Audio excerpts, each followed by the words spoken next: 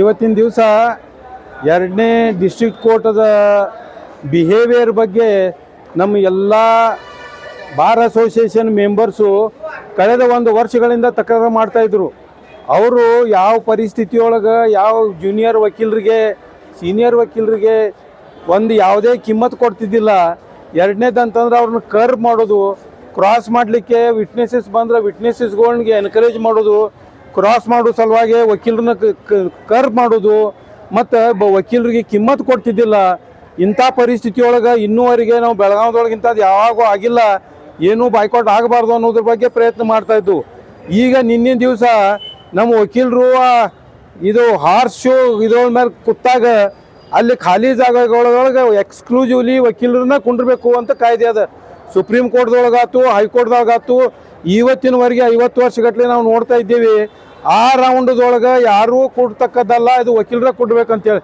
ಅಂಥದ್ರೊಳಗೆ ಈ trainee police officers ಏನು ಬಂದಿದ್ರು ಅವ್ರನ್ನ ಕುಣಿಸ್ತಾ ಇದ್ದರು. ಮತ್ತು ಅದರ ಸಲುವಾಗಿ ವಕೀಲರಿಗೆ ಏನು ಕಿಮ್ಮತ್ತಿಲ್ಲ ಅನ್ನೋ ಹಾಗೆ ಬಿಹೇವಿಯರ್ ಮಾಡ್ತಾಯಿದ್ರು.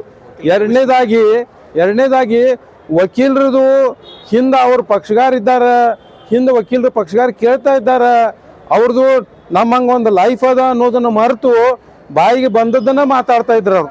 ಇನ್ನೂ ಕೆಲವೊಂದು ಸರಿ ಅವ್ರು ಹೇಳಿದ ಮಾತಂತಂದ್ರೆ ನೀವು ಎನ್ಕರೇಜ್ ಮಾಡಿ ನೀವು ಹೇಳ್ರಿ, ಅವ್ನು ಸತ್ತಮ್ಮ ನಮ್ಮ ತಮ್ಮ, ನೀನು ನಮ್ಮ ತಾಯಿ, ಜೋರಾಗಿ ಹೇಳಂತ ಹೇಳಿ ಇನ್ಸ್ಟಿಗೇಟ್ ಮಾಡಿ ಕ್ರಿಯೇಟ್ ಮಾಡಿ ಅವರು ಎವಿಡೆನ್ಸ್ ತೊಗೋತಾಯಿದ್ರು.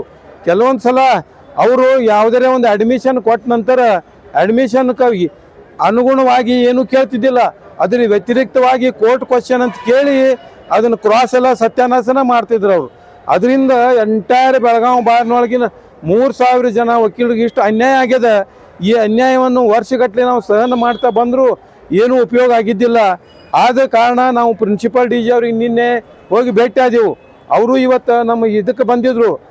ಪ್ರಶ್ನೆ ಏನು ಬಂದದ ಅಂತಂದ್ರೆ ಅವ್ರ ಬಿಹೇವಿಯರ್ ಚೇಂಜ್ ಆಗಬೇಕು, ಇಲ್ಲ ಇಲ್ಲಿಂದ ಟ್ರಾನ್ಸ್ಫರ್ ಆಗಬೇಕು. ಅವ್ರು ಟ್ರಾನ್ಸ್ಫರ್ ಆಗೋ ಮಟ್ಟ ನಾವು ಮುಂದೆ ಏನು ಡಿಸಿಷನ್ ತೊಗೋಬೇಕು, ನಾವೇನು ರೆಸೊಲ್ಯೂಷನ್ ಮಾಡಬೇಕು, ಮುಂದೆ ಈ ಪ್ರಕಾರ ಯಾವುದೇ ಪರಿಸ್ಥಿತಿಯೊಳಗೆ ಬೆಳಗಾವಿ ವಕೀಲರಿಗಾಗಲಿ ಅಥವಾ ನಮ್ಮ ದೇಶದಾಗಿನ ಯಾವುದೇ ವಕೀಲರಿಗಾಗಲಿ ಅನ್ಯಾಯ ಆಗಬಾರ್ದು ಅನ್ನೋ ಉದ್ದೇಶದಿಂದ ಇವತ್ತಿನ ದಿವಸ ನಾವು ಬಾರ್ ಅಸೋಸಿಯೇಷನ್ದೊಳಗೆ ಡಿಸಿಷನ್ ತೊಗೊಳೋರಿದ್ದೀವಿ. ಈ ಡಿಸಿಷನ್ವನ್ನು ತಮಗೆಲ್ಲರಿಗೂ ಪ್ರೆಸ್ನವ್ರಿಗೆ ನಾವು ತಿಳಿಸ್ತೀವಿ. ಅದು ಈ ಪ್ರಕಾರ ಬಿಹೇವಿಯರ್ ಎರಡನೇ ಕೋರ್ಟಿನ ಬಿಹೇವಿಯರನ್ನು ನಾವು ಎಲ್ಲರೂ ವಕೀಲರು ಖಂಡಿಸ್ತಾ ಇದ್ದೇವೆ ಈ ಇದ್ರೊಳಗೆ. ಆ ಕಾರಣ ಈ ಪ್ರೆಸ್ ಮೂಲಕ ನಾವು ನಮ್ಮ ಹೈಕೋರ್ಟ್ ಜಡ್ಜಿಸ್ಗೆ, ನಮ್ಮ ಅಡ್ಮಿನಿಸ್ಟ್ರೇಟಿವ್ ಜಡ್ಜಿಸ್ಗೆ ಎಲ್ಲರಿಗೂ ತಿಳಿ ಹೇಳೋದೇನೆಂದ್ರೆ ನಮಗೆ ಈ ಕೋರ್ಟನ್ನು ಇಲ್ಲಿಂದ ಟ್ರಾನ್ಸ್ಫರ್ ಮಾಡಿ ಬೇರೆ ಚಲೋ ಸಾಹೇಬನ ಯಾರನ್ನಾರೇ ಇಲ್ಲಿ ಹಾಕಬೇಕು ಅಂತ ವಿನಂತಿ ಮಾಡಿಕೊಳ್ತಾ ಇದ್ದೇವೆ. Thank you.